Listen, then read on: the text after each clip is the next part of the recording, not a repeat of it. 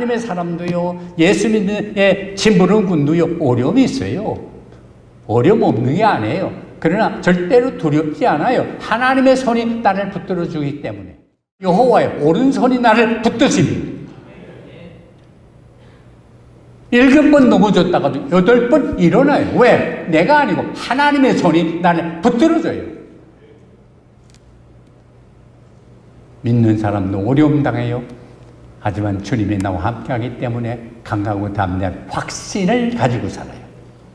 이 하나님의 말씀을 꼭 전해야 되고 한다는 이런 마음이 있으면 마음에 불이 타요. 난 내복 안 입고 살아도 좀 괜찮아요. 왜? 이 말씀을 난 꼭 전해야 되고 한다는 확신이 있기 때문에 나 마음이 뜨거워요. 안전하고는 못 견뎌요. 그리스도가 내 마음속에 임할 때 이런 축복이에요. 갈렙이 85세에 이산지를 내게 주셔서 했던 그 느낌 그대로 목사님 연세가 정말 무색할 정도로 그 열정을 그대로 느낄 수 있는 그런 시간이었습니다. 흔히 넘은 나이에서 그렇게 쩌렁쩌렁하게 설교하실 수 있다는 것 자체가 너무 감동이었고, 진심이 담긴 그런 설교를 들으니까 한마디 한마디가 너무 진심이 느껴져가지고 네, 같이 감동이었습니다. 네. 그분을 보면은 정말 예수님이 보이거든요.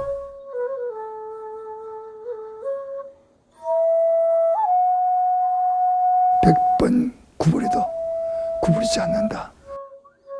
백절불굴이죠.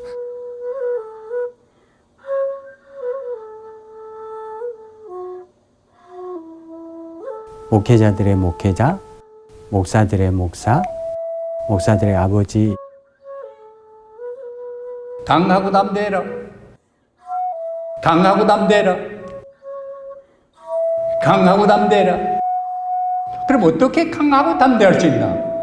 내가 모세와 함께 있던 것과 같이 너와 함께. 바로 그예요. 하나님이 나와 함께 한다는 확신이 있을 때는 강하고 담대해. 이 말씀을 난 꼭 전해야 되고 하는 확신이 있기 때문에 나 마음이 뜨거워요.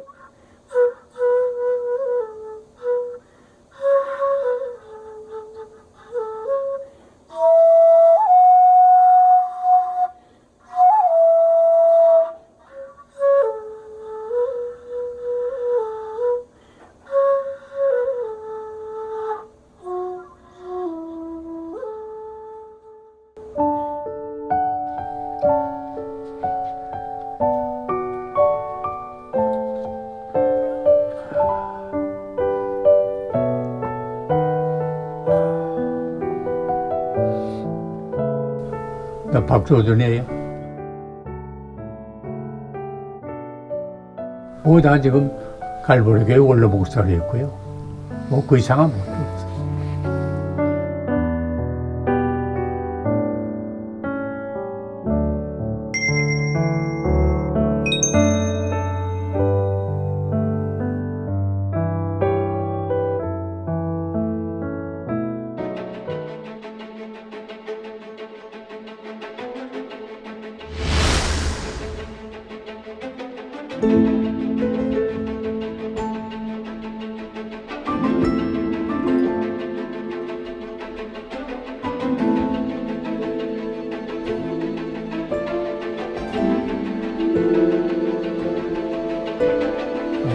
제 증조부가 그때 양조장을 했대요. 그래서 돈 많이 벌고 돈이 땅 다 사고 이렇게 대지주가 되고 그랬는데 선교사님 들어와서 복음 전하는데 예수님을 영접하고 아마 한 500평인가 600평인가 그 코너 땅을 교회에다 기증을 해서 거기다 개화집으로 예배당을 한 500명 들어가는 예배당을 지었어요.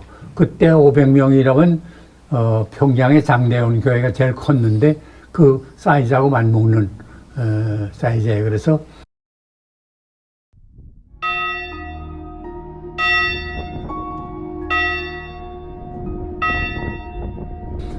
내가 어릴 때 기억으로는 주일날이 되면 사방에서 다 모여들던 그런 그때 하얀 옷들 입고 주일날 모여들던 그런 기억이 나요. 우리 집안이 말하자면 대지주였고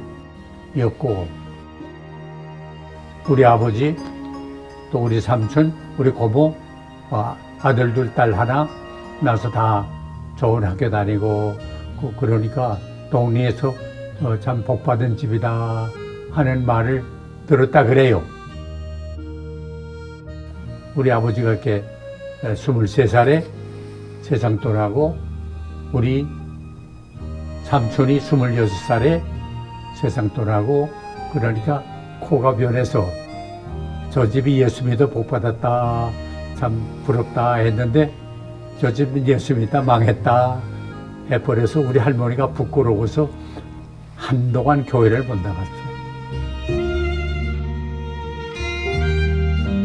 그때 아버지 없는 사람이 그건 당해봐야 하는데 우리 아버지 없으면 성품이 상당히 소극적이 돼요. 내성적이 되고 또 다른 사람이 나를 얕보지 않나 하는 생각도 들고 이제 그랬는데 예수 영접하고 나니까 그게 달라져. 소극적인 생각이 적극적으로 되고 내성적인 생각이 외향적으로 돼. 하나님이 나와 함께 하는데 나는 두렵지 않다. 하나님이 내 편이다 하는 그런 확신이 생기니까 그게 내 일생에 얼마나 큰 도움이 되는지 몰라요. 그래서 각자 새벽에 나가서 기도하는데 내 어린 마음에 다른 사람 가기 전에 먼저 내가 간다 하는 마음으로 눈이 오면 첫 발자국으로 내가 간다 해서 갔던 기억이 나요. 목사님 설교하면 내가 몇 마디 알아들어요. 그러나 알아들으면 내가 앞으로 이제 하나님의 일 할 땐 이게 도움이 되겠다 해서는 종이에다가 받아 쓰고 이제 그러던 기억이 나요. 이제 거긴 까만 돌들이 이게 바닥 저 강가에 쫙 있었는데 나와서 설교 좀 뭐 한다고 그래서 그걸 머리로 생각하면 된다고 그래서 머리 보는 마음으로 설교 연습도 하고 그랬지. 월요일 날 이제 학교 가게 되면 어제 일요일에 교회 나갔던 사람 손들어. 나 손들었지. 나와. 그래서 그땐 소위 자아 비판이라는 게 있었어요. 자아 비판. 내가 나 자신을 비판하는 거야. 내가 이렇게 잘못했습니다. 하는 거. 그래서 나가서 내가 어제 교회 갔댔습니다. 그러면 교회에서는 뭘 가르쳐? 그래요. 성경 가르칩니다. 그래? 성경에서는 오른뺨 치면 왼뺨 돌려대린다며? 네. 속옷, 겉옷 달래면 속옷까지 벗어줘야 된다며? 그러면 우리 조선을, 지금 남조선을 미국 놈들이 먹었는데 북조선까지 내줘야 돼? 이론이 맞지? 그런 식으로 맞아. 공산당들이 말이 얼마나 잘해요. 지금도 그렇지만 그런 식으로 핍박을 하고.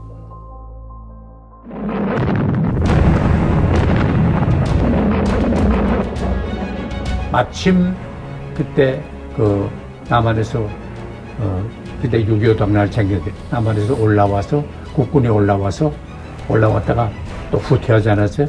후퇴할 때 그래서 딱 따라 내려왔지. 낮에는 공부하고 저녁에는 학교 갔다 와서 국제시장이라는 데가 있어, 부산에. 거기서 상자에다가 멸치 담아가지고 멸치 장사, 저 종이에다가 콘 만들어가지고 거기다 담아가지고 전봇대 같은 멸치 한 봉지에 100원 뭐지 이런 식으로 10원 뭐지 그래서 팔고 그렇게 하다 어두워지면 또 광복동 내려가서 소비 그 땅콩을 껍질 벗겨가지고 그땐 뭐 쿠키가 그런 게 없을 때니까 그걸 이제 이런 상자에다가 놓아가지고 밤엔 가바이트 알아요? 가바이트 불 켜고 그거 놓고 지나간 사람한테 이제 팔고 또 뭐 손님이 느리는 게 아니니까 짬짬이 이제 공부하고 그때 우리 내 담임 선생님이 이제 장 떠났지만 박상수 선생님하고 계셨는데 지나가다가 나 공부하고 땅콩 파는 거 보고 야 도저히로 됐다 성공하겠다 그렇게 격려하시는 생각이 나요.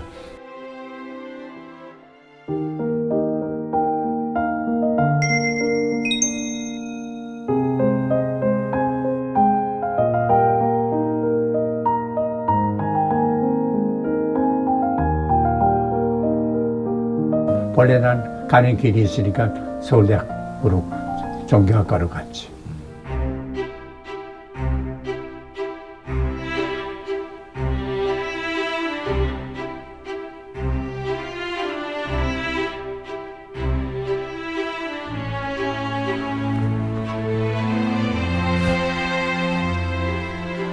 예수께서 대답하시되 첫째는 이것이니 이스라엘아 들으라 주고 우리 하나님의 유일한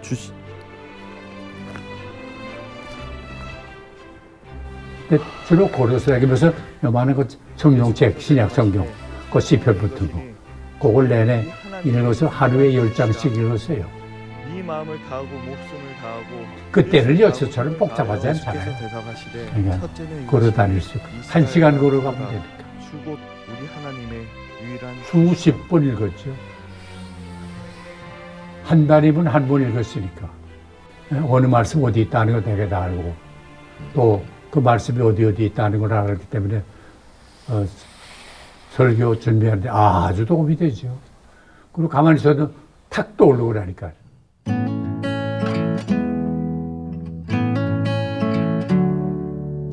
이제 신학생이니까 뭐 좀 실제로 도와야 되지 않겠나 하는 그런 생각이 나가지고 교회 큰 교회가 더 없는 것보다는 좀 약한 교회가 더 없는 게 좋겠다 하는 생각이 있어서 한 번 어떤 교회가 하고 줄리안 들어가 봤더니 이렇게 어디서 오셨냐 그래서 난 신학생이라고 그러냐고 그럼 우리 유년주일학교 아이들한테 한번 설교 한번 해달라고 그래서 뭐 그러라고 그래서 설교하고 또 학생한테 설교해달라고 그래서 또 하고 어떤 데 수요일 날인데 수요 예배 때 한번 설교해달라고 그래서 또 했죠. 전도사님 우리 교회 전도사를 모시고 싶은데 우리가 어째 대접은 많이 못해요. 뭐 약해서 대접 못하는데 한 달에 500원 드릴게요. 500원이면 지금으로 말하면 버스값도 안 돼요. 그래 난 뭐 돈 때문에 하는 거 아니고 괜찮다고. 뭐 어디서 일하는 게 중요하지 뭐 거기서 돈 받아서 살겠어요?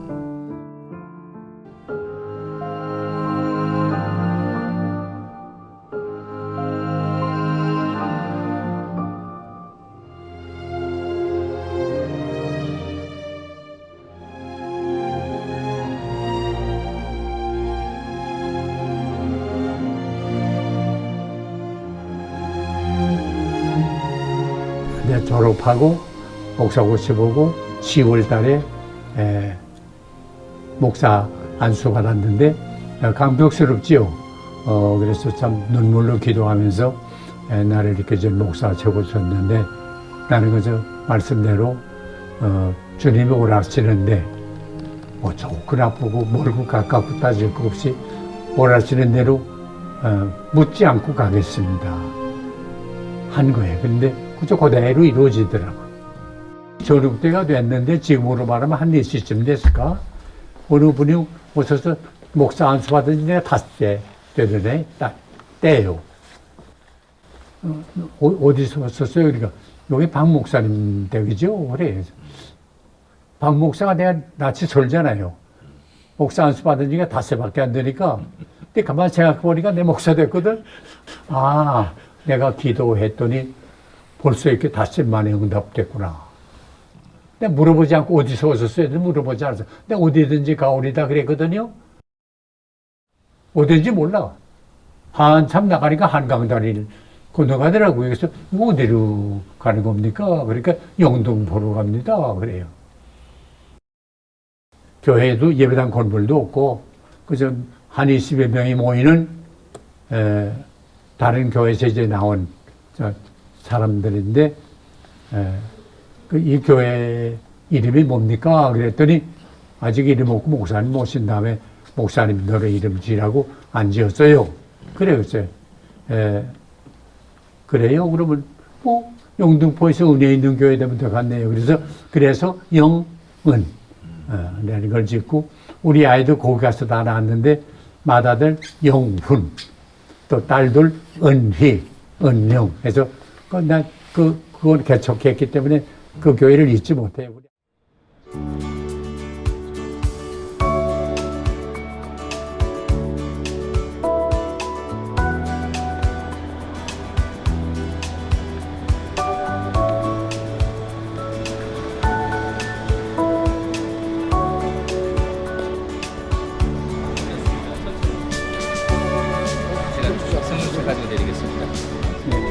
수고하셨습니다. 안녕하세요. 근영이라고요. 이창호. 이야. 아유, 뭐 전혀 모르겠네. 멀쩡하시네요. 또 아이고. 이거 아버지 옛날엔 대머리지만 난 대머리가 아니에요. 그래요. 예. 아버지부터 잘생겼지. 어머니가 김도신군. 돈 집었어. 아이고. 안녕하세요. 아이고. 저 김동호 장로 아들입니다. 그래요. 김문학 장로님 손자. 그러면 우리 저 예. 할머니가 전도사. 예. 정복수. 정복수. 전도사님. 우리한테 막. 야, 이거 참 이 다음 세대가 이렇게 됐구나. 이 김후선 집사 기억하시는 분? 그럼 김우선 때 김후선 집사 네, 큰 딸은 제가 유아세례 받았습니다, 목사님께. 아버지 맞아요, 주례 맞아요. 기억하시네요, 김춘아, 김우선. 네, 저희 부모님이십니다. 네. 이거 다시 지었네. 예, 완전 다시 지었습니다. 옛날 거 다 홀고해. 잘했네. 옛날엔 이 위치가 이쪽에 있었고요. 그러게요. 뭐 이건 너무 잘네. 이거 짓고 이제 이쪽 비전센터. 뭐 첫인상은 굉장히 좋았어요. 인상이 뭐 아주 인자하시고 또 이렇게 말씀하시는 게 사랑이 듬뿍 담겨져 있는 그런 목소리, 뭐 그런 자애심이 많은 그런 얼굴 해가면서 그 목사님 오셔가지고 설교가 아주 참 열정적으로 하시기 때문에 아주 좋아했죠. 그러면 아주 목사님이 하신 대로 하라는 대로 다 따라서 한 몸이에요. 한 몸으로 돼서 교회를 예배를 드렸어요. 예.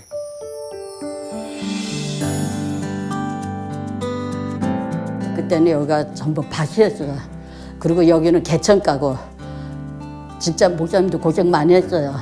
첫째는 양평동이라 그러면 냄새, 공단 단지의 그 냄새에, 개천가의 냄새에, 그런 와중에도 목사님 꼭 자전거를 타고 다니면서 전부 둘러보고 다녀요.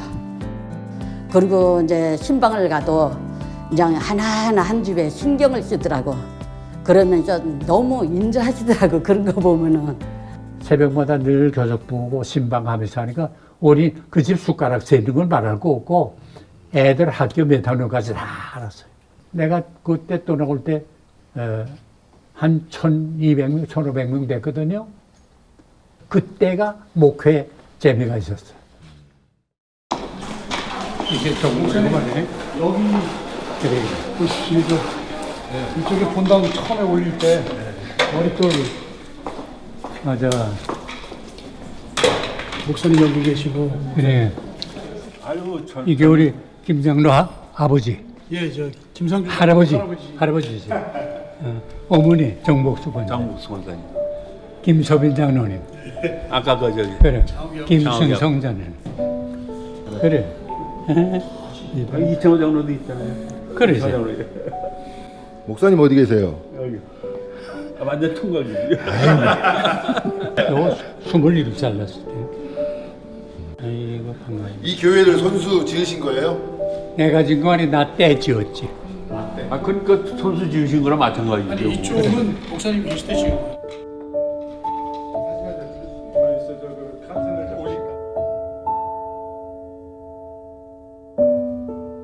나 잘하고 예배당 짓고 잘하고 있는데 한 번은 우리 장로님이 찾아와서 농락교회 좀 모시고 듣습니까? 그래, 그래서 나로서는 한 목사님이 나 만나본 적도 없고 알지도 못하고 있는데 불러주니 그저 인사드려야 되겠다 해서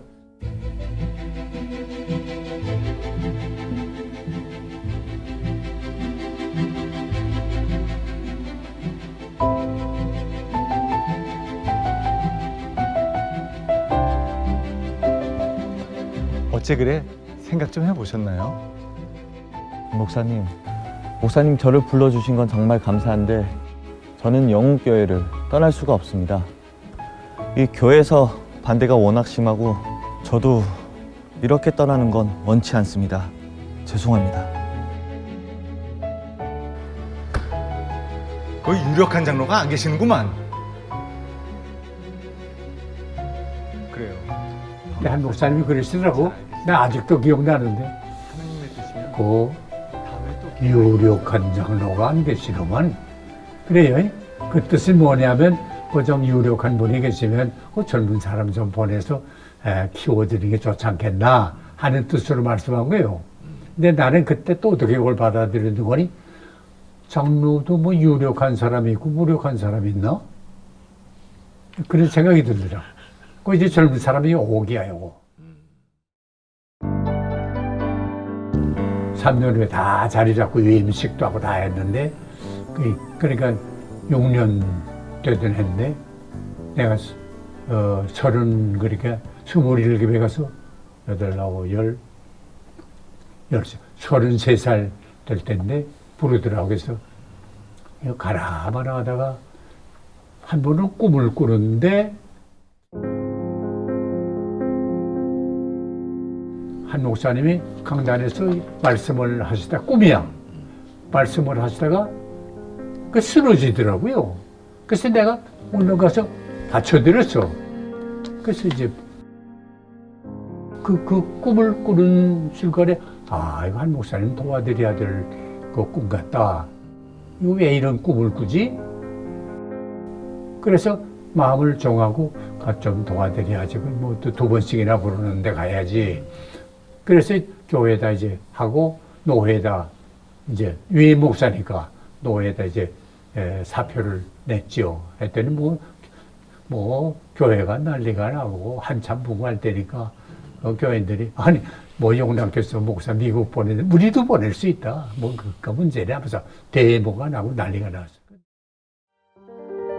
그래서 그때 참 여러 권점들이 많이 한 10대 명 막 그렇게 가가지고 그래서 목사님 내놓으라고 이제 막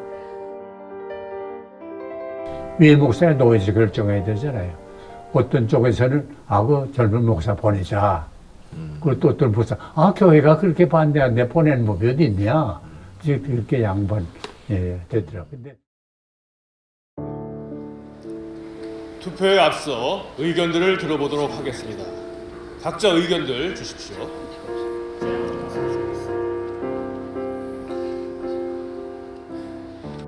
아니 교회 성도들이 저렇게 반대를 하는데 돌려보낸다는 게 이 말이 됩니까?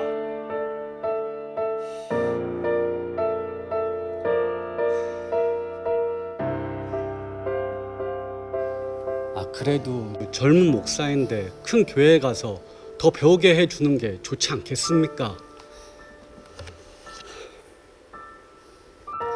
자, 그럼 당사자의 얘기를 한번 들어보는 건 어떨까요? 박조주 목사님, 나와서 한 말씀 해주시죠.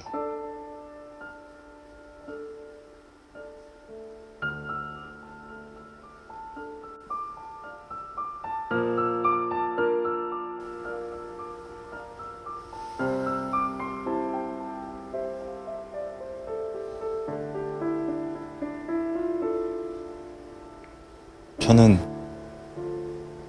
할 말이 없습니다.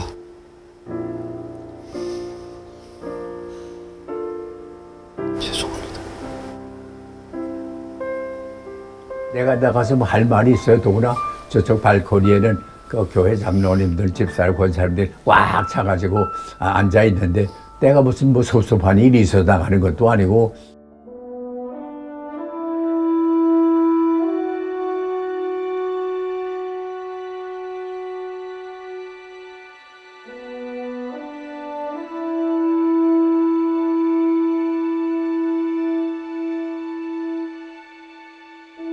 그럼 투표하자.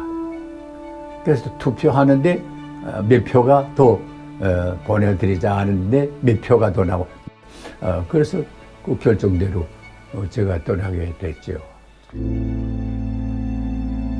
온 성도들이 특히 장로님들이 우리는 못 보낸다, 못 보내드리고 그러니까 못 가신다고 하여튼 이사 가시는 날까지 이삿짐까지 내리면서 그 소동 피운 생각이 지금도 나는 것 같아요.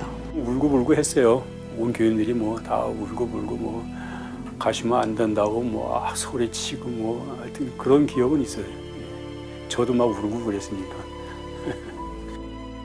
저렇게 환영하고 가지 못한다고 안타까워하는데 내가 떠난다는 게 마음이 그렇게 부담스러워요. 그래서 난 사표라는 말을 하고 전임이라는 말을 자꾸 써요. 그래서 여기에다 저쪽으로 옮긴 거지 내가 그만둔 게 아니다. 나 떠난 다음에 안 갔어요. 나는 일단 떠난 다음에 자꾸 드나드는 게 보기가 안 좋더라고. 그 사람 다른 목사가 있잖아요. 다 목사가 담임 먹고 있잖아. 그리고 또 하나는 내 예를 들면 내 설교에 귀가 익은 사람들이잖아요. 내가 가서 예를 들어 설교를 해보세요. 역시 박 목사님. 그러면 담임 목사는 뭐 돼요?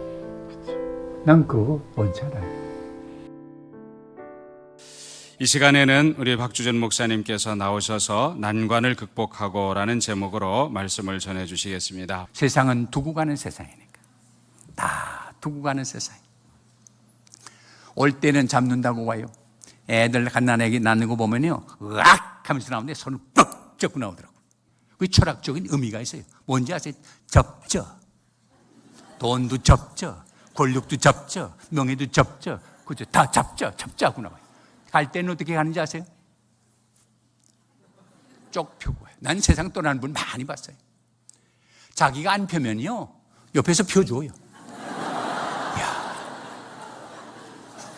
그러나 믿고 하나님의 말씀 믿고 앞을 향하여 나가면 요단 강물이 쫙 갈라지는 기적이 나타날 줄을 믿습니다.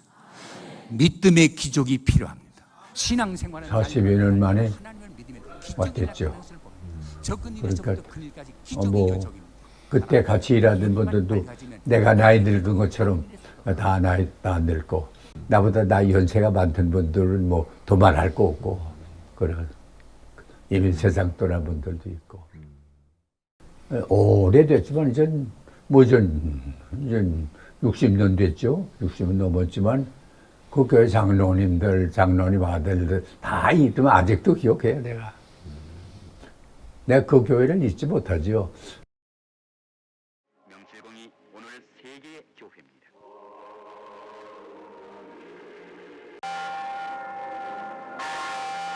(1945년 12월 2일) 주일 예마다의 하얀 교회. 작은 교회에서 내 10배가 되는 교회인데 어떻게 가서 뭘 하나 그런 마음에 부담이 되잖아요. 그러나 그 요소에 보면 내가 강하고 담대하라. 내가 모세와 함께 하는 것까지 너와 항상 함께 하마 한 약속이 있어요. 그래서 거기 강하고 담대하라, 강하고 담대하라, 강하고 담대하라 말이 1절부터 8절까지 3번 나와요. 근데 그냥 나오는 게 아니고 내가 너와 함께 하마. 그래서 거기서 이제 용기를 얻고 가서 일을 시작하게 됐죠. 교육 1부, 2부가 있었는데 1부는 윤원주일학교 교육부, 이 교육 2부는 대학생 청년 가르쳤어요. 노란 셔츠 입은 말없는 그 사람이 어쩐지 나는 좋아 어쩐지 맘에 들어. 그때 그러니까 교회에서 찬송 부르지 않고 노란 셔츠 입은 사람이 알아요? 그걸 부르더라고 아이들이. 야, 이따 이거 어딨냐. 밑에서 몇은 주일 토요일 날 몇은 또 포크 댄스하고 뭐. 그게 YWCC라는 건데 교회에서 할 꼴이더니 안 합니다. 이건 용락교회 대표적인 교회인데 이 꼴이 뭐냐. 이건 교회 끝난 거다. 60년대, 70년대에 한국의 토착화 신학이 상당히 유행했습니다.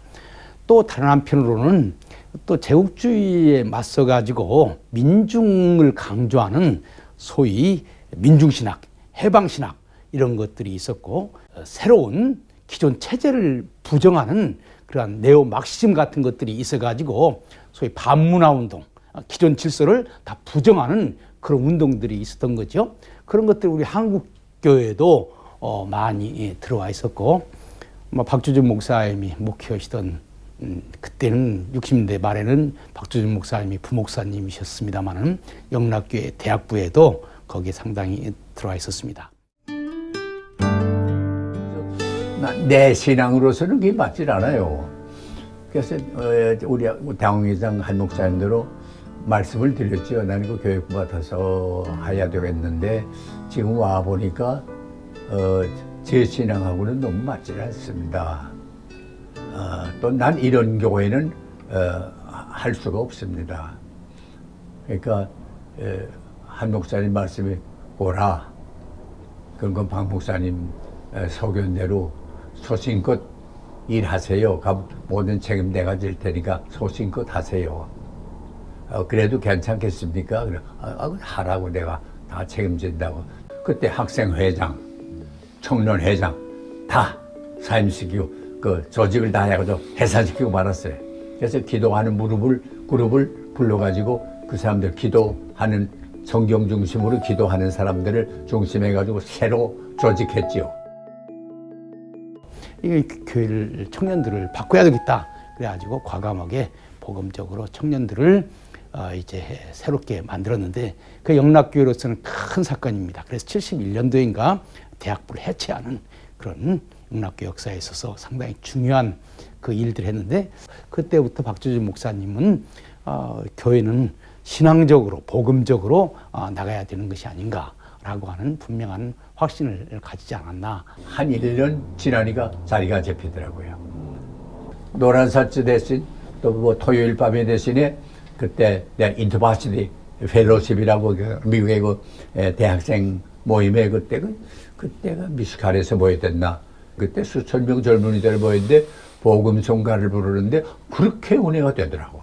아 이거 우리 한국에 가져가면 좋겠다 해갖고 그때 그 복음송가 그때 부르던 복음송가를 다 수집해가지고 그걸 갖고 와서 지금 연동교회 원래 목사 되었었습니다만 이성이 그때 전도사인데 그분한테 뺏겨주고 번역해라 해서 그걸 번역해가지고 소위 만남의 송가라 했어요. 만남의 송가라 해서 그걸 책을 만들어가지고 영락교회뿐만 아니라 한국교회 전체로 퍼지게 했죠. 그래서 나의 친구 되지 우리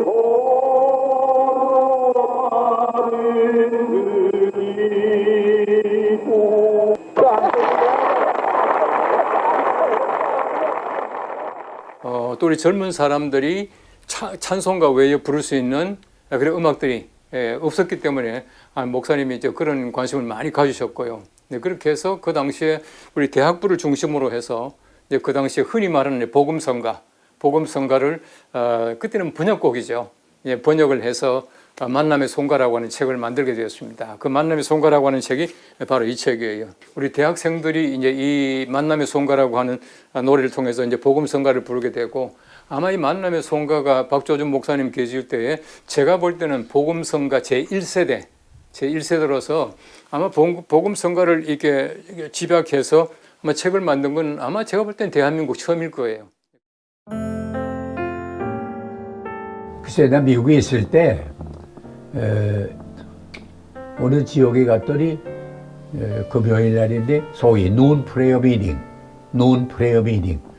정오 기도회라고 해갖고 그 직장인들이 모여서 뭐 교인하고는 상관없고 그 근방의 직장인들이 모여서 교제하고 잠깐 예배하고 그런 게 있더라고요. 그래서 이거 참 좋다. 우리도 교회 예배당 위치가 사무실 많은 데니까 여기 나오는 분들한테 이렇게 복음 전하는 기회가 있으면 좋겠다 해서 그때 와가지고 금요 정오 기도회라고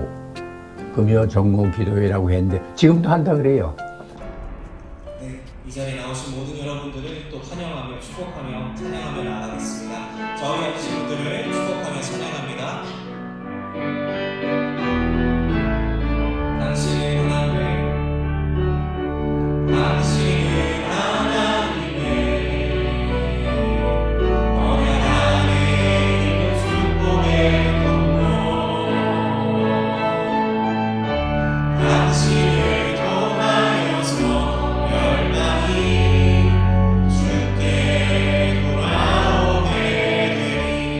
1969년도 9월 첫째 주일에 이곳 지금 이 자리가 약간 그 정원이 있는 자리였어요. 이 정원에 직장인들이 점심 식사를 하고 와서 좀 쉬다가 가는 모습을 보면서 이 가운데 그리스도인들이 있을 텐데 이분들 좀 성경 공부를 시키면 좋겠다. 그래서 제가 전에 듣기로는 한 10분 정도 이렇게 모여서 성경 공부를 하다가 정기적으로 모이면서 예배로 발전을 해 왔죠.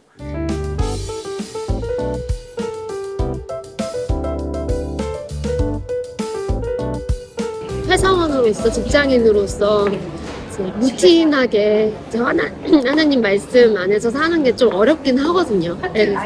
회사 가면은 또 여러 부서랑 회의도 있고, 예, 좀 업무가 많이 강도가 있으니까. 그 안에서 이제 주말을 맞이하기 전에 금요일에 이렇게 나와서 예배를 드릴 수 있다는 사실이 정말 너무 감사한 것 같습니다. 워킹맘으로 직장을 다닌다는 게 쉽지는 않았는데요. 과정에 제가 직장인 예배를 통해서 힘을 많이 얻었고 또 순간순간 결정해야 될 사항에 대해서 지혜를 많이 얻었던 것 같아요. 그래서 의미가 크고요. 많은 동료들이 이곳에 와서 위로받고 하나님을 만날 수 있는 귀한 시간들 갖기를 그렇게 늘 바랍니다.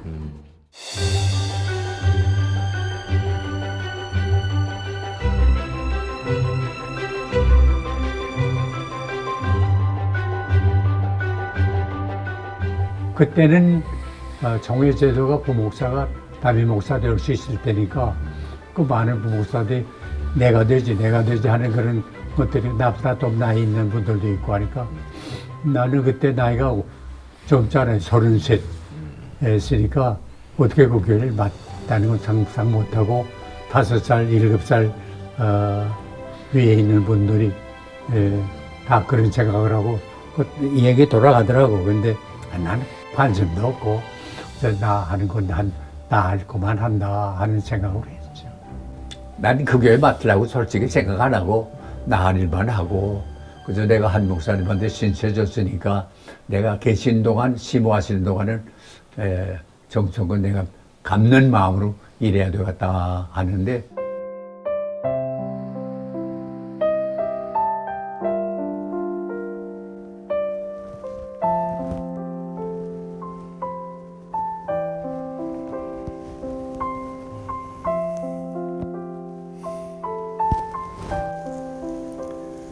박 목사님도 알다시피 제가 얼마 있으면 은퇴를 하지 않습니까? 그래서 한 말인데 이 영락교회를 박 목사님이 맡아주셨으면 좋겠어요. 아니 목사님, 저는 이 교회 못 맡습니다. 아니 전혀 그럴 생각도 없습니다. 저를 생각해 주시는 건 감사하지만 저는 그저 목사님 계시는 동안 옆에서 도와드리겠습니다. 어디 다른 교회를 갈 생각이 있으세요? 지금 오라는 교회는 없지만 하나님께서 다 인도하시겠죠. 저는 그렇게 믿습니다. 그러니까 그때까지 목사님께 보답한다는 마음으로 최선을 다해 옆에서 돕겠습니다. 그래요. 박 목사님, 그럼 언제라도 그만둘 수 있다는 생각으로 이 교회를 좀 맡아주세요.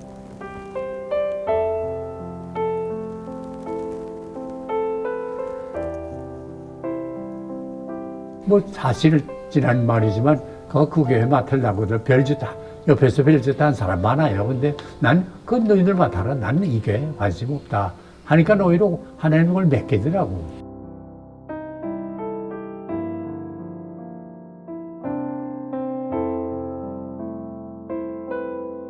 그때 여론이 이제 한 목사님 때는 끝났다. 영랑교회는 이제 갈라진다. 뭐 하여간 별말이 다 많아. 그때 교인들이 그런 얘기했어요. 저 박서준 목사님이 이제 설교하시잖아요. 저 한경진 목사님 은퇴하셨고 눈 감고 설교 들으면 한경진 목사님이 설교하시는지 박서준 목사가 하시는지 모르겠다고 그럴 정도로 그는 영원토록 길이시요 진리시요 생명이 올시다. 그는 영원토록 생명의 양식이 올시다. 그는 어제나 오늘이나 영원토록 선한 목자이십니다. 그의 십자가는 영원토록 죄인을 구속하십니다. 그의 사랑 어제나 오늘이나 영원토록 변치 아니하십니다. 그의 능력도 변치 아니하십니다. 그의 말씀도 변치 아니하십니다. 그의 약속도 변치 아니하십니다. 그의 교훈도 변치 아니하십니다. 그의 나라도 변치 아니하십니다. 무엇을 이루었단 말입니까? 예수님은 세상에 오셔서 죄인들을 위하여 어떻게 죽을 것인가를 말씀하셨고 지금 바로 그 역사와 그 목적을 다 이루었다는 말씀입니다. 이제는 더 이상 구약시대의 제물이 필요 없이 되었습니다. 구속의 역사는 예수 그리스도께서 십자가 위에서 피를 흘리심으로 말미암아 완전히 다 갚아지게 된 것입니다. 그러므로 이 땅에서부터 저 하늘까지 우리를 위하여 구원의 길이 활짝 열리게 된 것입니다. 박 목사 설교 들어보니까 뭐 눈 감고 들으면 한 목사가 설교하는 건지 박 목사가 설교하는 건지 모르겠다 그런 말도 들리고 그러는데 나도 다 들었다. 근데 난 알고 내가 한 목사님을 존경하다 보니까 한 스타일이 비슷할 수 있을 거다. 그러나 나는 이대로 나가는 건 아니다. 이 큰 기관이기 때문에 그냥 이거의 완전히 다른 거 갖다 하면 이게 잘 붙질 않는다. 그래서 내 생각은 이렇게 할 거다. 이게 적어도 5년은 걸린다. 5년 동안은 변하는 것 같기도 하고 안 변하는 것 같기도 하고 그대로 있는 것 같기도 하고 달라진 것 같기도 하고 그렇게 될 거다. 여러분 두고 보시라. 내가 그렇게 할 거다. 그러면 이게 든든히 어무러져서 이 교회는 흔들림이 없이 나갈 거다. 내가 그걸 교인들 앞에 내놓고 말했어요. 일어나라, 빛을 발하라. 이 말씀은 금년 우리 교회 생활의 표로 삼았습니다. 우리 영락교회는 28살 난 청년 교회입니다. 박초전 목사님은 성경 자체에서 제목을 끌어내고 성경을 해석하는 강해하는 설교를 하신 분이세요.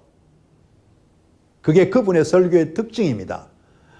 뿐만 아니라 그분의 설교가 수사학적으로도 남이 보통 사람들이 갖지 않은 음성으로부터 시작해서 수사학적인 능력을 타고난 것 같아요. 감동을 줘요, 설교가. 그분의 설교 앞에는 사람들이 모입니다. 그것 때문에. 그래서 나는 한국 교회가 낳은 정말 유명한 설교가다. 저희 어머니께서는 박조준 목사님의 설교 말씀을 무척 좋아하셨습니다. 주일날 교회를 다녀오신 뒤에 행복해 하시던 모습이 지금도 눈에 선합니다. 목사님께서는 저희들에게 믿음으로 새로워지라고 말씀하셨습니다. 고린도후서 4장 16절 날마다 새로워지는 삶을 살라고 말씀하셨습니다. 목사님께서는 설교, 특히 이제 말씀 사역에 대해서 굉장히 집중하신 그 흔적이 많이 나타나 있어요. 어느 정도냐 하면은 목사님의 설교 노트를 제가 봤거든요. 그래서 설교 노트를 왜 봤냐 하면은 그때 목사님이 설교하신 것을 가지고 설교 노트를 가지고 그대로 가지고 가서 설교집 만들 만큼 목사님께서는 꼼꼼하게 다 쓰시는 거예요. 예를 들어 가지고 하였습니다. 점 찍는까지요. 다 하셨어요. 그래서 그렇게 좀 철저하게 설교 준비를 하셨고 또 그 내용은 말할 것도 없고요. 목사님 설교가 얼마나 그때 좋았는지요. 그리고 또 뭐 매번 그 강에 나오는 그 것들 전부 책으로 나왔지 않습니까? 로마서 무슨 갈라디아서 다 책으로 나온 거. 그 뭐 집에 다 놔두고 그때부터 그렇게 보고 그냥 그렇게 자랐습니다.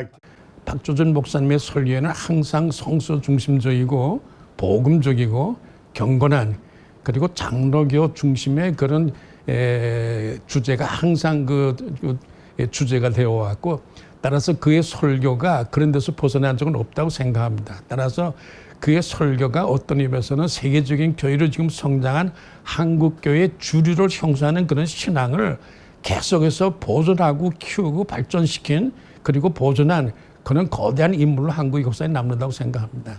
설교를 위해 집념을 불태우면서 설교를 위한 생명으로 살아간 그의 여정. 천부적인 설교인의 탤런트를 소유한 몸인데도 자만함이 없이 남달리 설교 준비에 쏟은 열정.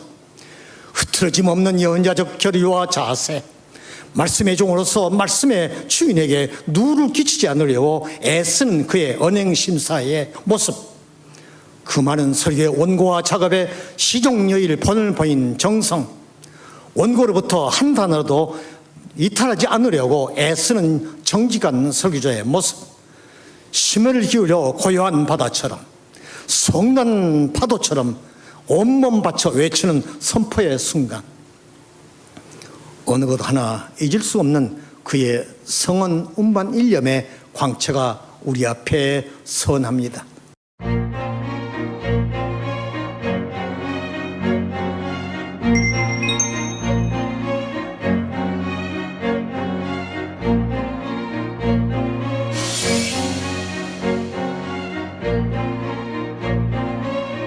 지미 카토가 미군 철수를 한다고 전포를 하지 않았어요. 아찔하더라고. 우리나라가 미군이 만일 철수해서 없당하면 북한이 오판할 수 있잖아요. 그 당시에 지미 카토가 인권, 휴먼 라이트를 강조하던 사람이에요. 아니, 인권을 주장하면 북한이 내려오면 남한 인권은 어떻게 되나? 근데 그 생각이 확 나더라고요. 그래서 나는 어릴 때부터 뭐 데모하고 난 그걸 좋아하네요. 그런데 그때 내가 불끈 일어나다 이거 안 되겠다. 그래서 목사들을 모아가지고 그때 한 목사님들 한 2,500명, 지금 저 중앙성결교회가 시청 옆에 있을 때예요. 거기다 모아가지고 골기 대회를, 목사님들 골기 대회를 했죠.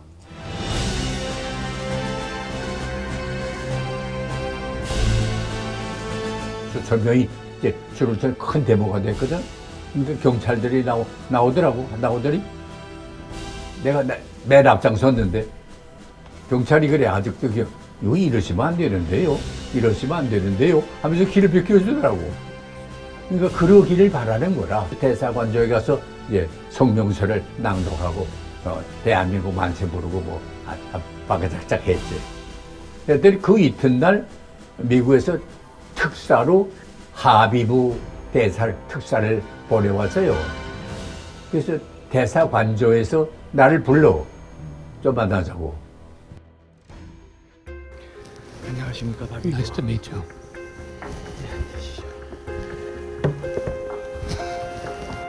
From what I understand, Pastor, you normally don't interfere in other matters and just focus on your ministry. So, why are you stepping up like this now? 저는 아시다시피 목회자지 이 정치는 한 번도 안 해봤고 관심도 아예 없는 사람입니다. 그런데 이건 미군이 철수한다는 거는 우리의 생존이 달린 문제라고요.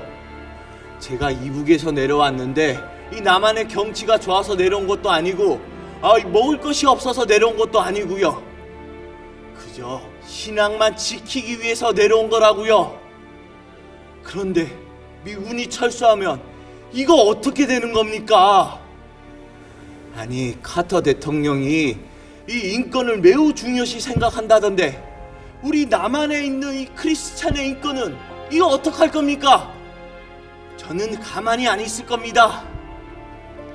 Pastor, we're not saying this withdrawal will all happen at once. It'll be gradual, step by step. So everything should be okay. 조금씩 하든 한 번에 하든 이 철수한다는 것 자체가 말이 안 되는 거 아닙니까? 이거 영 말이 안 통했어야 내가 미국에 가서 카터 대통령 만나 직접 얘기하겠습니다. Pastor, please calm down and hear me out. From what I know, the South Korean army is much stronger than the North Korean army. They don't even compare. So there's really no need to worry so much. 아니, 한번 생각해 보세요, 특사님. 특사님은 나보다 몸도 크고 힘도 세요. 근데 내가 나쁜 맘 가져서 이렇게 먼저 치기로 가서 하면 어떻게 되겠어요? 나중에 내가 지더라도 이 먼저 맞는다 이 말입니다. 이 무슨 말인지 아시겠어요? 북한군이 내려오면 우리 다 끝난다는 겁니다. 그러니 어쩌겠습니까? 저는 지금 염치고 뭐가 없습니다. 카터 대통령 만나 직접 얘기하겠어요. Pastor! Pastor!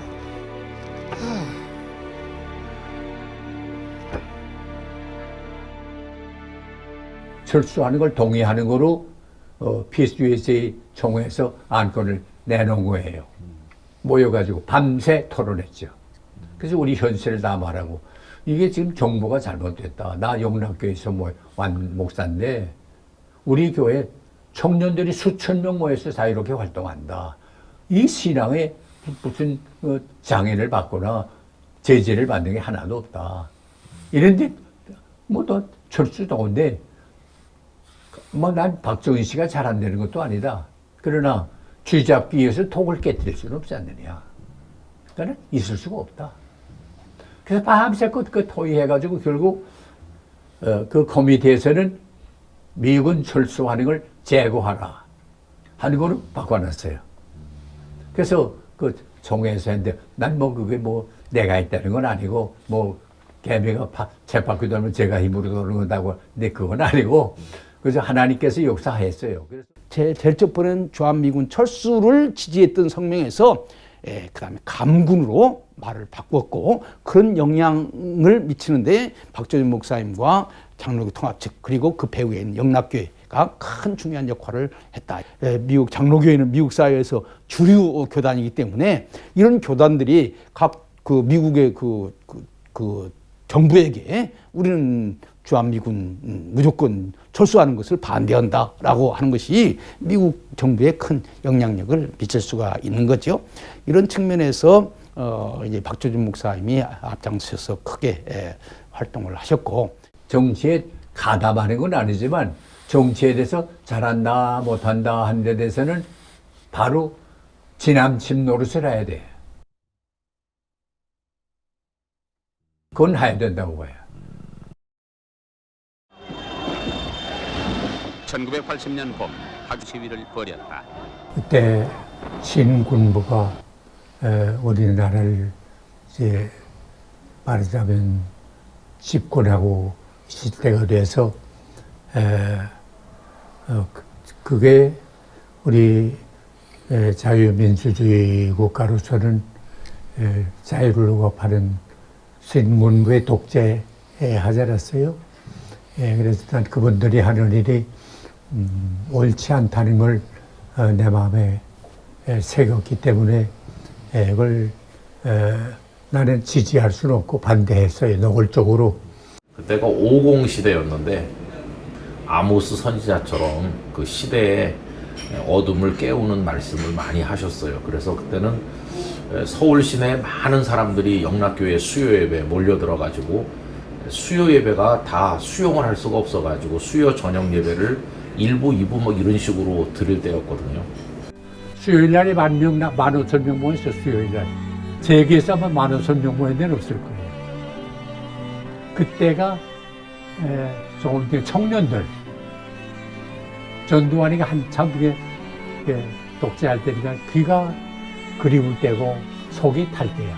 어디서 들을 소리가 없어. 그러니까 난 가끔가다 해야 되거든. 그러니까 그 말 듣느라 청년들이 모여도 나 지금 생각하면 난 눈 놀라요.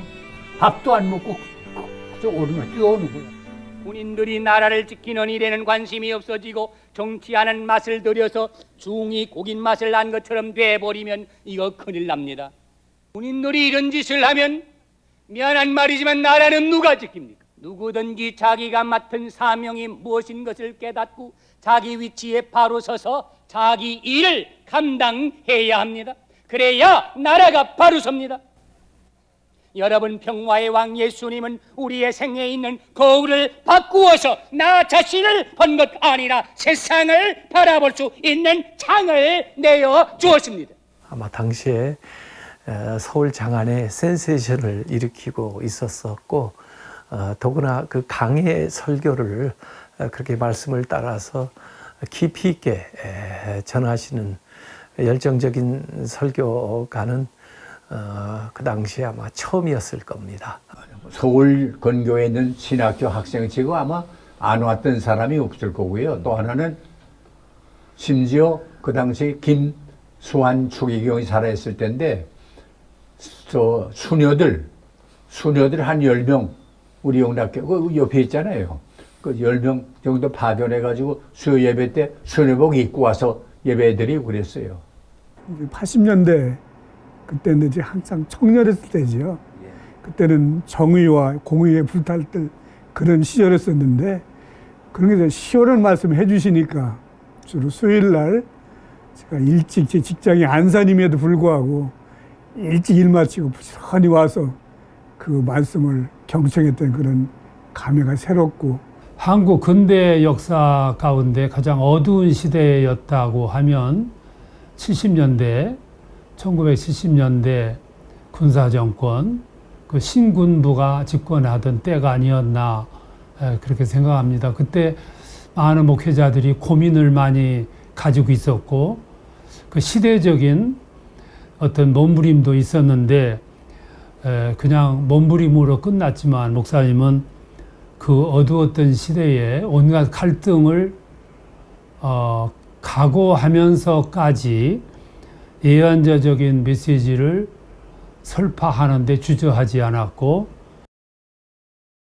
박조준 목사님은 단위에 서면 아무도 두려워하지 않았습니다.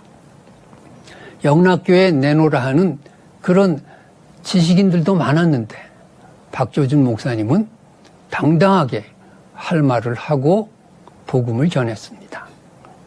신군부 세력과도 타협하지 않고 오로지 정의를 외치신 분이 박조준 목사님이셨습니다. 그것 때문에 목사님은 고초도 많이 당하셨다고 생각합니다. 이 시대에 예언자적 설교자의 표상으로 박조준 목사님을 기억합니다. 전두환 대통령은 10박 11일에 미 합중국 공식 방문을 통해서 레이건 대통령과 정상회담을 갖고 한반도에 대한 미국 대통령 되면 미국 대통령한테 뭐 눈도장 찍으러 간다고 속된 말이지만 그랬잖아요. 그때 가는데 나 좀 같이 가다가 청와대에서 연락이 왔더라고.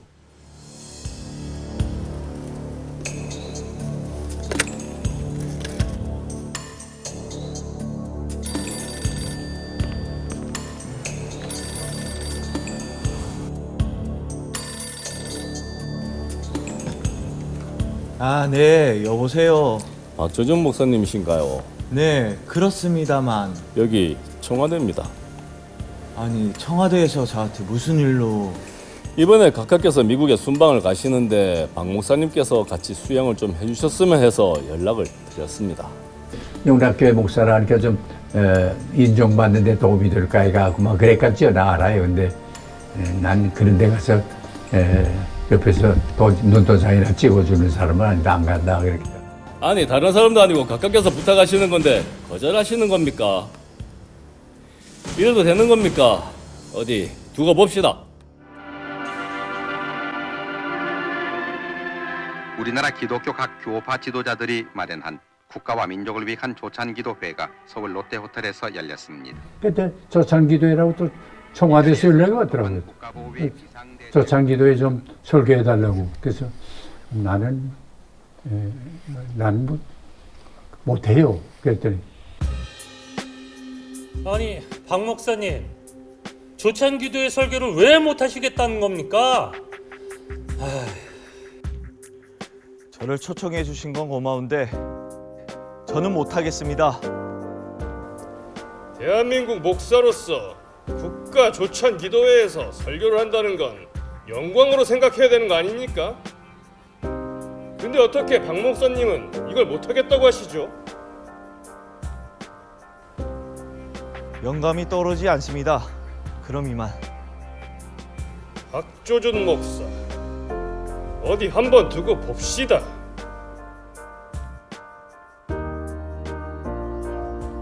아니 가서 칭찬해 줘야 될 텐데 내가 그렇게 칭찬할 수 없잖아요. 그럼 안 해. 나 불이익을 당하는 거 알아요. 안 해. 아니다 하면 안 해요. 바로 이제 신군부에 대한 많은 그 박조준 목사님에게 협조를 구했는데 그 협조를 거절한 사건이에요. 근데 그 거절하게 된 것은 이렇게 들여다보면 박조준 목사님이 불의하게 정권을 찬탈했다는 그 불의한 일에 대하여 항거하는 모습이었어요. 그 당시에 이제 전두환 씨가 대통령을 했잖아요. 그때 사람들은 말도 잘 못하고 서로 그랬어요. 그 언론 통폐합이라고 해가지고, 응? 그랬는데 목사님 설교가 아주 그런 불의를 못 보셔요, 그 양반이. 그래가지고 말씀을 그냥 막 공격적으로 하니까 정치부 기자들이 그렇게 많이 몰리고. 악랄했던 독재자의 러브콜에 과감하게 노라고 했던 그 정체성은 현대에 발견하기 어려운 설교자의 정체성이 틀림이 없습니다. 그가 하나님의 종으로 입지를 굽히지 않을 때에 다가오는 고난과 순환은 말로도 할 수 없었습니다. 그래서 나는 아직도 이 나이가 됐지만 잘못되고 저건 아닌데 하면 난 타협을 몰라요. 내가 조금 불이익을 당해도 난 타협을 못해요. 우리 할아버지께서도 우리 할아버지가 3.1운동에 가담했었어요. 요새 말 소위 DNA가 우리 할아버지의 DNA가 난 아버지는 모르잖아요. 할아버지의 DNA가 나한테도 있지 않나.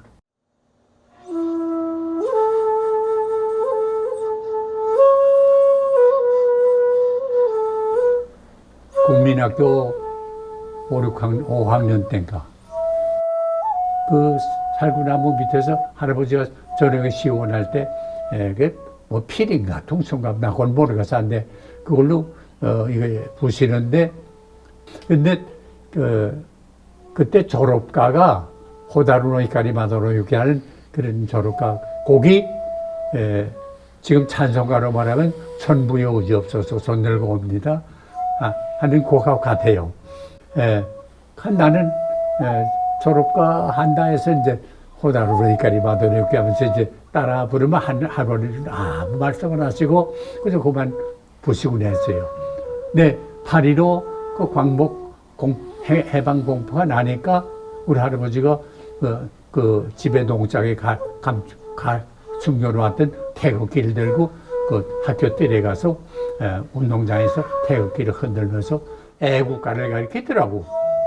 근데 그 애국가가 그 호다루노 히카리 그 졸업가하고 같아요. 그렇게 동해물과 백두산이 마르고 닳도록 하는. 내 그때는 그 감격도 감격이려니와 그 참 할아버지한테 대한 저속한 마음 이게 아직도 잊지를 못해. 야, 우리 할아버지가 저랬구나.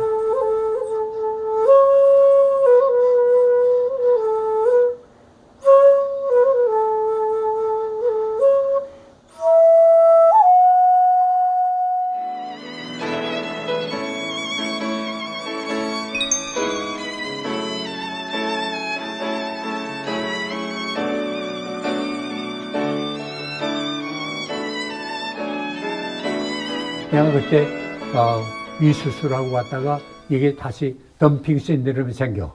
다시 미국 연락했더니 그러면 자기네가 재수술하든지 하겠다 해서 갈라 굴다가 걸리지 않았어요. 그것도 뻔뻔하지. 나 그때 너무 몸이 그래가지고 짐도 집에 못 싸고 나는 우리 아들네 집에 가 있고 우리 집사람이 집 사고 공항에서 만났어요. 근데 공항에 다 통과하고 비행기 타고 앉았어요. 문제가 생기면 거기서 걸릴 거 아니에요. 타고 앉아 있는데 오래요.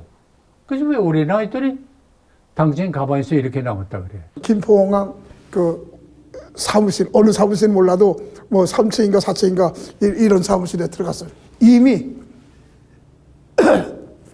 기자들, 쫙 이렇게 형사들, 사법경사들이 한 20명이 쫙 그 안에 있는 거예요. 박 목사님하고 사모님이 공원에 두세 명에 이끌려서 이제 왔어. 그러니까 사모님이 이거 뭐 여보 이거 우리 가방이잖아. 내 가방이잖아. 사모님 그랬어. 박 목사님이 탁자 위에 가방이 큰 가방이 일단 2개가 있는 거예요.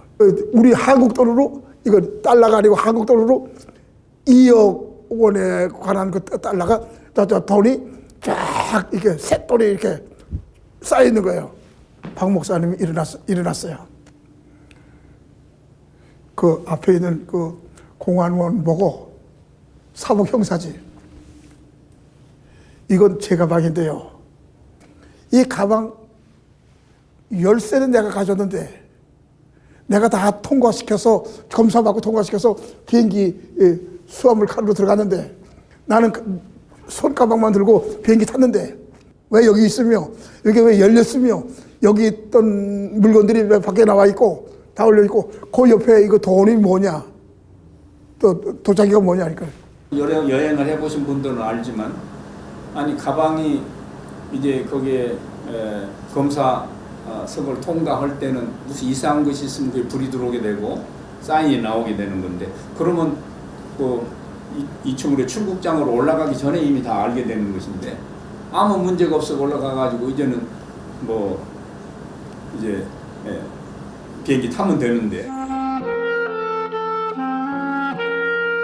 그 박 목사님이 그 뭐 언론에 나와서 막 아니다 이런 거 변명 일절 안 하시고 정말 그냥 끌려가는 예수님처럼 오로지 다 그냥 십자가를 지고 지금 지나고 나니까 다 밝혀지니까 진실은 그러니까 더 존경스러운 거죠. 나는 그걸 억울하게 생각하진 않고 그게 내 인생에 있어서 아주 좋은 기회였다라고 생각해요. 때가 뭐 뿌듯한데 그를 뒤집어 씌우는데 뭐 할 말 없어요. 그러나 처음에는 이거 어떻게 이렇게 합니까 했는데 지나고 보니까 내가 그래서 간증할 때마다 하나님은 나한테 조금도 손해시키는 게 없다 하는 걸 알아요. 모든 과정 그 순간에는 이거 어떻게 되나 하는 것 같지만 모든 게 합력해서 선을 이루고 악을 선으로 바꾸고 하는 걸 체험하니까 그렇게 감격하고 성경 말씀 한 구절 한 구절이 내 삶과 꼭 들어맞아요. 저는 언제나 늘 말씀드리지만 로마서 8장 28절에 모든 일이 합력해서 이해할 수 있는 일 없는 일까지라도 손해나는 일 유익한 거 다 합해서 나한테 유익하게 했지 손해나는 게 없다는 확신이 있었기 때문에 어떤 어려움을 당하면 요 일을 통해서 또 어떻게 복을 주시려고 하지 어떻게 좋게 하시려고 하지 하는 기다림이 오히려 있어요. 그게 내 삶이에요. 그러니까 뭐 불평하거나 의심하거나 원망하거나 그렇게 시비 걸거나 나는 그래 본 적이 없어요. 사실 박조준 목사님은 그 당시 맞서서 그러니까 본인을 증명해서 하는데 목적이 아니라 사실은 본인이 증명하는 과정에서 한국교회가 입을 상처라든가 우리 사회가 입어야 될 그 대립이라든가 교회 내 대립을 아마 생각하셨을 거예요. 그렇기 때문에 본인을 증명하기보다는 본인이 거기에서 그냥 그대로 그거를 논란을 일으키지 않고 그거를 물러서서 새롭게 시작하고자 하셨을 거죠. 그걸 바로 독립교회였고, 그러니까 사실은 그런 사건 자체가 박조준 목사님이 독립교회를 새롭게 만드시려고 하는데 굉장히 큰 계기가 되기도 하셨을 것 같아요. 이제 앞으로 내가 이제 기회 주는 대로 교회 내가 세운다 하는 생각을 하고 기도했죠. 그래서 이름도 내가 그때 지었어요. 십자가 중심에 기독교가 너무 영광만 자꾸 차지하고 그러니까 갈보리는 십자가 아니에요. 근데 갈보리 이름을 갈보리로 바꿨다 하는 생각을 갖고 교회 시작했죠.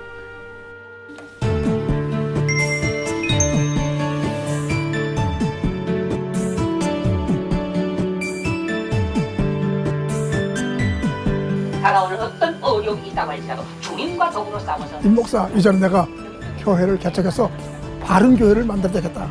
올바른 교회를 한번 하나님의 도우심으로 시작해야 되겠다. 임 목사가 좀 도와주시면 좋겠다. 한 달 동안 박 목사님 자택 응접실에서 한 달 동안 개척교회 준비 기도 모임을 인도를 했습니다. 6월 첫 주일날 개회 예배를 하게 됐는데 더울 때 아니에요. 그게 집은 이렇게 낮죠. 사람들은 꽉꽉 차서 복도까지 꽉꽉 차고 넘치지요. 덥긴 하죠. 그러니까 얼음, 큰 얼음 있잖아요. 이게 이만큼 그걸 갖다 놓고 선풍기를 들어대고 그 정도로 이제 했는데 아주 강력스럽게 사흘 동안 플래카드를 내걸고 집회를 했는데 그걸 또 지나가는 사람들이 그걸 보고 또 새로 들어온 사람들이 많고 그래서 교회가 참 감격 속에서 많이 발전했지요. 그래서 우리는 독립교회다. 어느 교단에 속하지 않았다. 그리고 신앙과 성경과 양심에 의해서 신앙생활을 하는 교회다. 독립교회로 선언을 하고 또 우리 교회는 따라서 장로는 세우지 않는다. 그러니까 교단과 교파에 속하지 않은 교회를 독립교회라고 하는데 어떠한 노회나 교단, 그러니까 자기가 소속한 상위 기관으로부터 간섭을 받지 않는 비간섭, 비정치, 정치에 얽매이지 않겠다는 비정치, 여기에 바로 자율적인 목회, 이걸 보장받는 거를 지금 독립교회의 가장 큰 특징으로 보고 있습니다. 독립교회를 내가 시작해서 교회가 되니까 그다음에 옆에 사람들이 먼저 그거 안 될 줄 알았더니 되네. 그래서 언제 한 번 김준건 목사님이 제 방에 오셔서 말씀하다가 여기 지금 독립교회라고 하진 않았지만 교단에 속하지 않는 실제 독립교회가 아마 4,5천 될 거요 그러더라고. 그래서 그때 힌트를 받았는데 그래서 옆에 있던 다른 목사님들이 정말 아닌 게 아니라 우리 독립교회 혼자 있으니까 좀 친교도 할 기회도 없고 근데 목사끼리 친교하려면 모임을 가져야 되는데 우리 연합회를 하면 만들면 어떻겠느냐? 그러라고. 그거 괜찮으면다. 그래서 그때 독립교회 연합회를 구성을 했죠. 그게 카이캅에 처음 된 거 그래. 그래서 공관복음의 교회는 보이는 것을 의미하지만은 셋째로 소망이 하나님의 성령이 떠났으면 개인도 마찬가지입니다. 가장 복음적이고 모든 교단과 협력해서 교회를 같이 할 수 있는 융통성 있는 교회스러운 교회로 발돋움하는 이런 놀라운 역사적인 일이 시작이 된 것입니다. 독립교회가 처음 한국교회에 이제 등장을 했을 때 한국교회 내에서는 의견이 굉장히 엇갈렸습니다. 완벽하게. 박준준 목사님의 뜻에 동조하는 목사님들의 교회도 굉장히 많았어요. 시스템이 잘못됐다기보다는 시스템이 소위 고여가면서 파생돼 나왔던 문제들에 대해서 공감을 했었던 거죠. 반대로는 독립교회가 한국교회에 정착하면 안 된다라는, 독립교회 한국 들어오면 안 된다라는 그런 반대론도 굉장히 심했었단 말이죠. 그런 부분에 있어서 어쨌든 그 자체가 비난이 됐든 지지가 됐든 논란이 되면서 독립교회에 대한 관심은 굉장히 컸었던 게 사실입니다. 카이캅의 출발은 그렇기 때문에 한국교회에 있어서 처음에 사실 아주 그러니까 아주 작았다고는 볼 수 없어요. 참 하나님 은혜로 내가 미국 그 통계하는 교회 기관에서 나온 걸 보니까 우리가 5년 됐을 땐가 그때 세계 50대 교회 안에 우리 갈보리 교회가 들었어요. 그만큼 빨리 성장했지요. 예배당 짓자. 자꾸 그런 분위기가 돌아가더라. 그래서 나는 예배당 짓기 원치 않는데 모이는 게 교회지 예배당이 교회는 아니다. 그러나 좁으니까 또 어떻게 할 도리가 없으니까 자꾸 짓자. 그래서 여러분이 적응을 하면 짓자.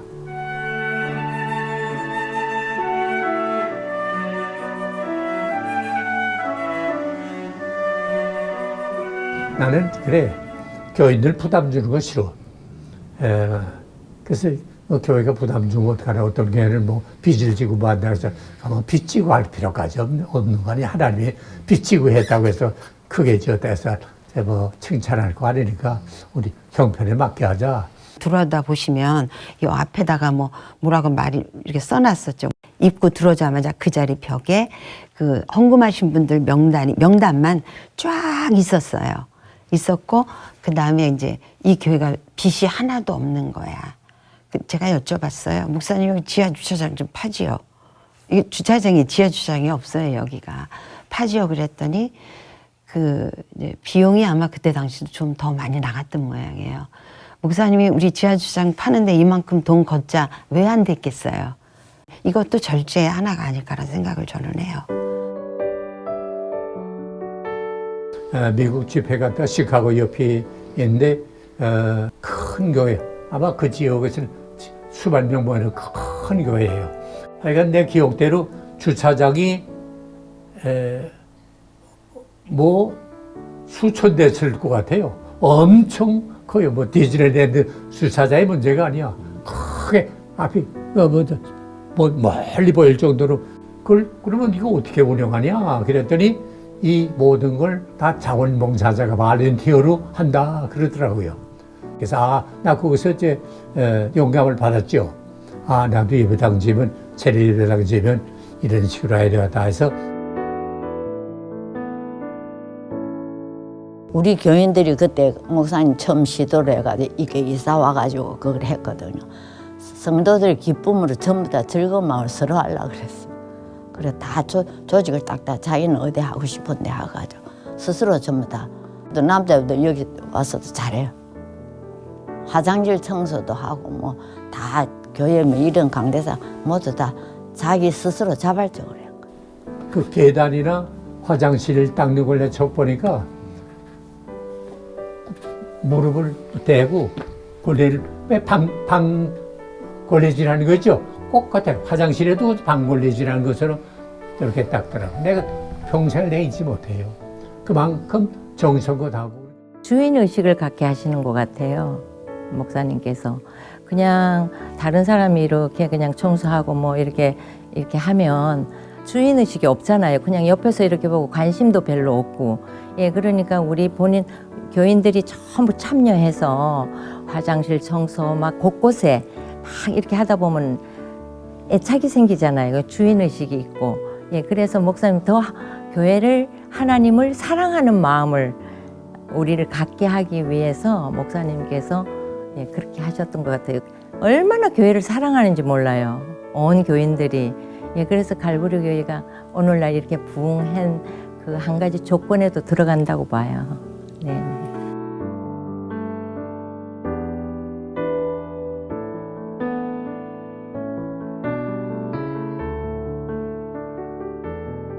난 교회 오래 붙들고 있는 거 관심이 없고 그저 좋은 후계자 나오면 그 사람한테 맡긴다 해서 아무 미련 없이 그래 미리 난 이 교회 그만두면 이 교회 원래 목사로 그냥 남아있지 않고 좀 떠나야겠다.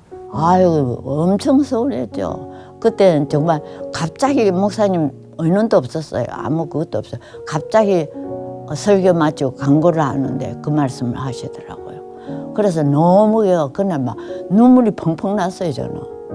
그때 저희들이 마음이 너무 정말 무너지는 것 같았죠. 그래서 그 당시는 슬펐지만 지나고 보니까 우리 목사님께서 훌륭한 결정을 하셨다.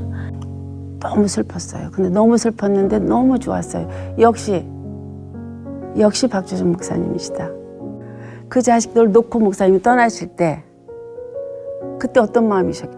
가장 사랑하는 것을 완전히 놓고 떠날 때는 그 사랑이 훨씬 더 커져야만 그걸 할 수 있다고 생각하거든요.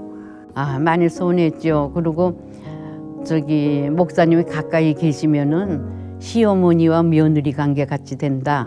그래서 멀리 미국으로 가신 거예요. 가까이 계시면은 어쩌다가 가기도 하고 또 우리가 너무 목사님을 좋아하고 존경하니까 목회하시는데 지장이 될까 봐서.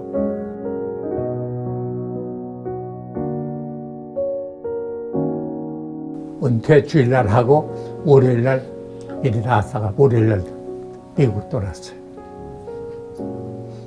그리고 내가 10년 동안 있으면서 교회와 설교해 달라는데 내가 안 했어요. 알고 있으면 자연히 내가 간섭하게 되잖아요. 왔다 갔다 해야 되고. 자꾸 또 교인들이 찾아오잖아요. 그러면 그분들 말 들으면 그래 하면 내가 말한 대로 또 전해요? 자기 생각대로 전하지. 그럼 원래 목사님이 이런데 하면 그 말이 달라지잖아요. 그래서 생기는 게 원래 목사와 담임 목사 간에 부자 간에도 싸워요. 어떤 사람은 우리 목사가 우리를 버리고 가신다 그렇게까지 말했었는데 난 버리는 게 아니고 엄마가 애 젖 떼놓고 가는 심정이다 그런 마음으로 떠나지. 그토록 사랑해야 예수의 제자가 됩니다. 요한복음 13장을 보세요. 내가 너희에게 새 계명을 주노니 너희가 서로 사랑해라. 너희가 서로 사랑하면 세상 사람들이 너희가 내 제자인 줄을 알리라 그랬습니다. 목사라고 해서 예수의 제자가 아니요. 교회 직분 맡았다고 해서 예수의 제자가 아니요. 주일마다 성경 찬송 들고 다닌다고 해서 예수의 제자가 아니요. 사랑해요. 알보리 교회 믿음의 식구 여러분 서로 사랑합시다. 그래서 여러분의 신앙생활이 행복하고 만족하고 감사해서 세상에 나가면 여러분을 보는 사람들 아하 과연 저분들은 예수 믿는 사람이구나 인정받을 수 있는 이런 축복이 함께 하시기를 주 이름으로 축원합니다.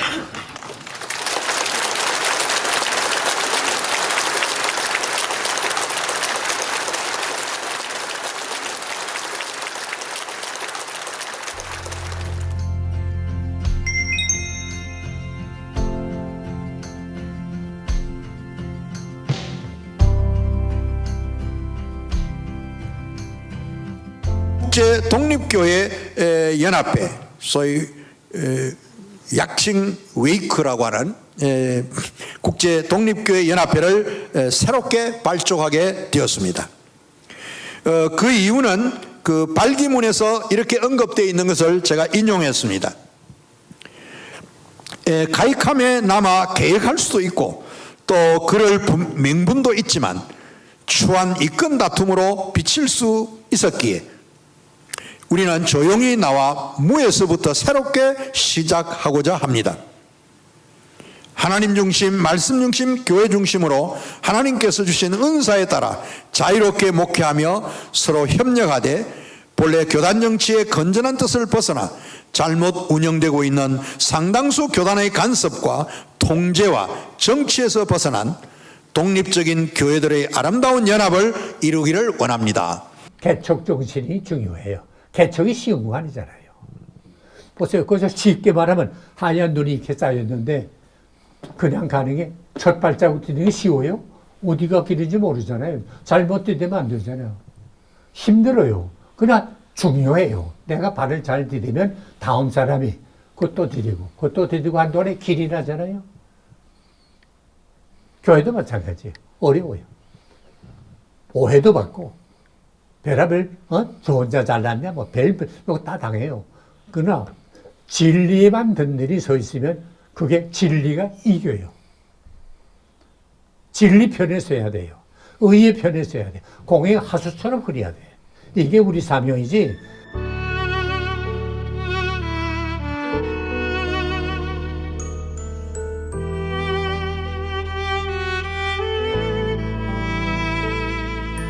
목사님은 교회를 개혁하고 혁신시키는 일에 끊임없이 노력하셨습니다. 2013년 출범한 국제독립교회 연합회는 그 노력의 산물 중 하나입니다. 목사님을 통하여 한국교회는 성경적인 교회, 복음적인 교회가 무엇인지에 대해 다시금 숙고하며 나아갈 방향을 점검할 수 있었습니다.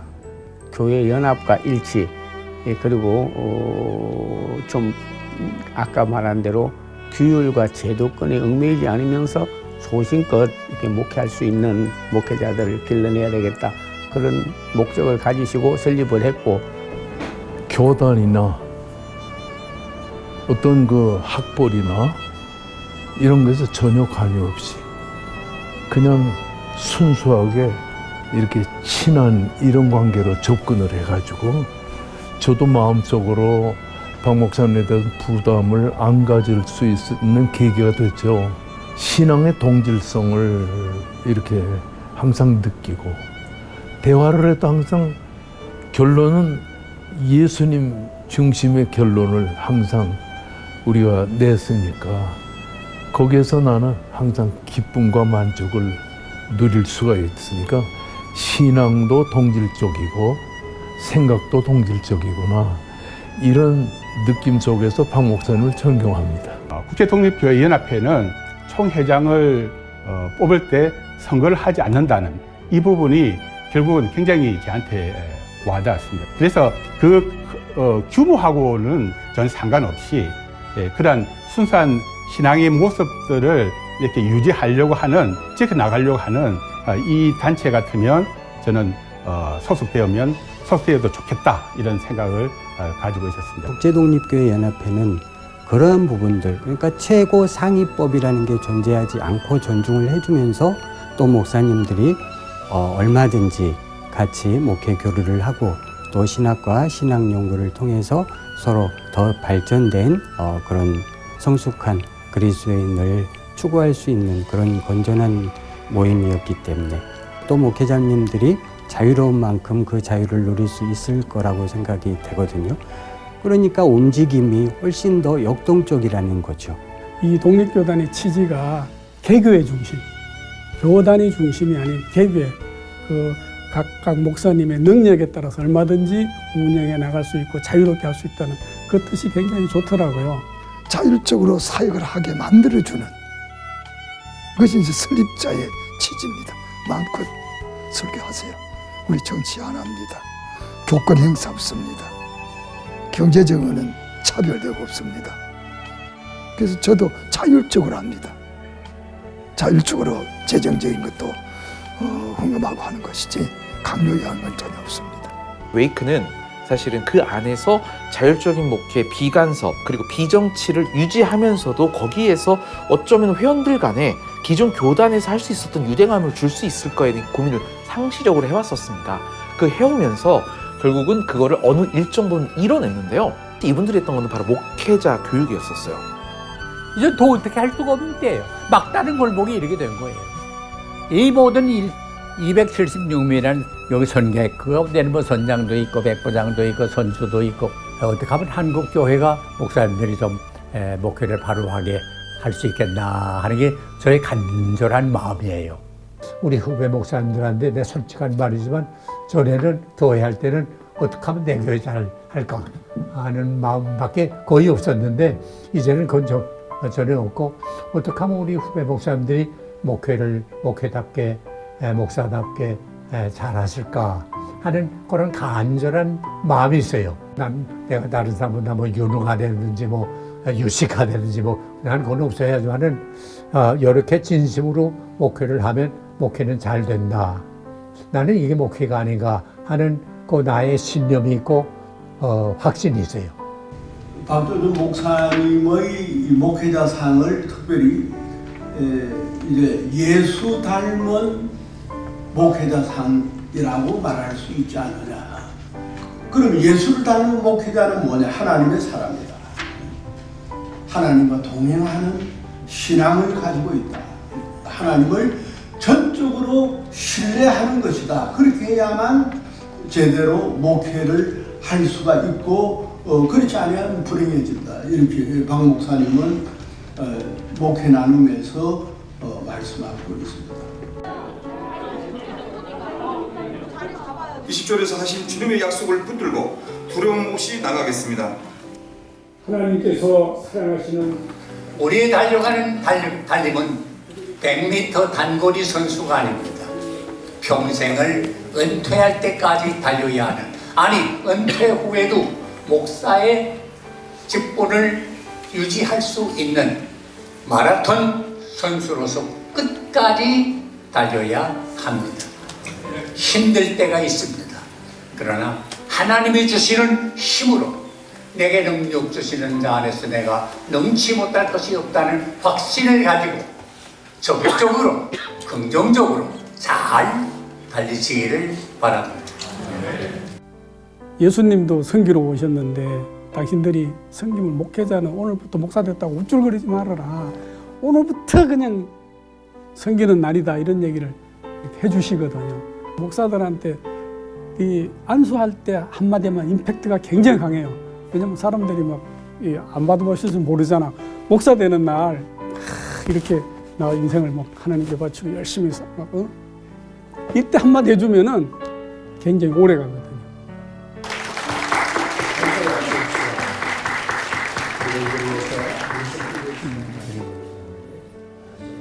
가야지요. 그러나 못 갈 길은 아니고 하나님이 함께하면 끝까지 잘 가고. 목사 안수증 목사 신대석 축하드립니다. 국제독립교연합회 설립자 박조준 목사, 총회장林培권 목사.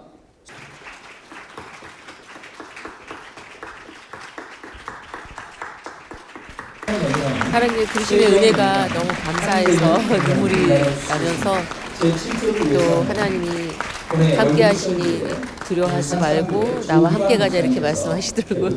그래서 너무 감사해서 눈물이 나고 또 저 같은 부족한 종을 또 불러주셔서 감사하고 또 그의 은혜가 감사해서 감사하고 또 주님의 귀한 양들을 또 저에게 맡겨주심에 감사하고 또 그 은혜 어떻게 보답할지 그런 또 생각을 할 때 그 감격의 눈물이 왈칵 쏟아졌습니다.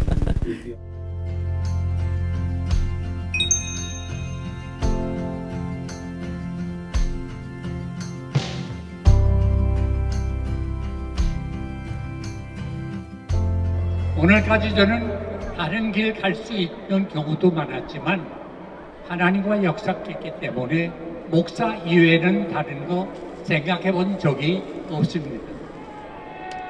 목사와 자유민주주의 이것이 저의 전부 다입니다. 나는 오늘도 다른 일은 몰라도 자유민주주의를 훼손하는 일에 있어서는 내 목숨을 내놓습니다. 그래서 더 살 수가 없어서 불안해서 난 이남으로 내려온 사람이에요. 우리 목사님 주일날 노동부역 안 나온다고 불러놓고 교인들 앞에 공산당들이 밝힐지라고 그 자리에서 끌려가서 순교당하는 걸 나는 봤어요. 공산주의는 살 땅이 아니에요. 오늘의 싸움은 이념의 싸움이에요. 사상의 전쟁입니다. 공산주의와 자유민주주의의 싸움입니다. 저는 신교 목사입니다. 신교를 영어로 프로테스탄트 처치라고 말합니다. 프로테스탄트가 뭡니까? 프로테스트하는 겁니다. 프로테스트가 뭡니까? 항구하는 겁니다. 어디에 항구하는 겁니까? 악과 불의에 항구하는 겁니다. 악을 보고 불의를 보고 가만히 있으면 동참하는 겁니다. 좀 어떤 동기로 그렇게 나가셨는지. 우리 대한민국이 자유민주주의 끝나면 뭐예요? 둘 중에 하나예요. 뭐가 뻔해요. 네. 공산화되는 거 아니에요? 그렇죠. 공산화되면 우리는 예수 믿는 사람 죽는 거 내놓고. 네. 지금 북한에 그 수용소가 있습니다만 수용소의 3분의 2가 예수 믿는 사람 아니에요. 그렇죠. 북한에 적 5개가 있는데 그 최상의 적이 누군지 아세요? 예수 믿는 사람이에요. 기독교인. 그럼. 네. 네. 제일 주족이 목사나 교인입니다. 네. 왜? 기독교는 공산주의의 적입니다. 네. 막스가 그걸 잘 알았어요? 네. 기독교라는 건 그 종교는 애편이다. 아편이다. 아편이다. 그래. 네. 아편이라는 건 잠시 고통을 먹게 하는 게 아편이지 그렇죠. 치료제는 아니잖아요. 네. 그럼 그걸 그런 식으로 해석하잖아요. 네. 그러니까 기독교는 공산주의의 적입니다. 네. 그러니까 우리 이 둘 중에 하나예요. 네. 이걸 우리가 알아야 돼. 네. 아버지, 우리가 이렇게 여기뿐 아니라 전국 도시에 모인 것을 보시지요? 우리의 애절한 부르짖음을 들으시지요? 하나님이 세워주신 자유민주주의 대한민국이 지금 절체절명의 위기에 놓여 있는 사실을 아시지요? 환난 날에 날 부르라. 포기하지 말고 부르짖으면 구해 주신다 하셨지요? 내게 부르짖으면 응답하고 크고 놀라운 비밀을 보여주신다 하시지 않았습니까? 우리는 하나님의 약속을 믿고 3일 정신으로 이 자리에 모였습니다. 아버지, 대한민국을 살려주세요. 대한민국 공산주의 되지 않고 자유민주주의의 토대 위에 든든히 서게 해주세요. 개인적으로나 단체적으로나 국민적으로나 국가적으로나 언제나 우리 신교인들은 악을 저항하는, 프로테스트하는 이런 정신을 가지고 살기를 바란다. 이게 내 마지막 소원이에요. 그래서 바로 살아야 돼요. 정직하게 살자. 책임 있게 살자. 말해도 그냥 하지 말고 말했으면 말에 대한 책임을 지는 게 말의 자격이 있어요. 책임 못 지는 건 말의 자격이 없어요. 다시 말하면 인격이 아니에요. 다시 말하면 사람이 아니에요. 그러므로 특히 지도자들 가운데 거짓말하는 사람은 저건 인간이 아니다. 멸시해야 돼요. 이게 우리 신교인들의 자세예요.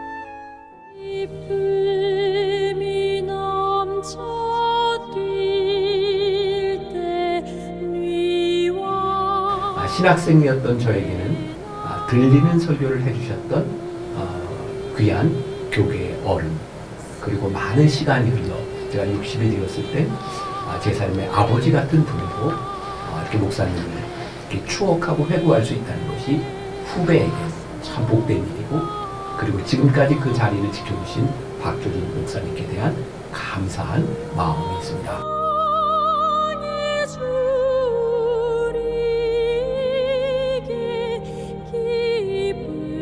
늘 저에게는 좋은 모델이 되어주셨고 또 목회에 참으로 귀한 롤 모델뿐만 아니라 가까이서 모실 수 있었던 기회들이 저에게는 큰 축복이고 또 하나님이 주신 은혜라고 생각이 듭니다.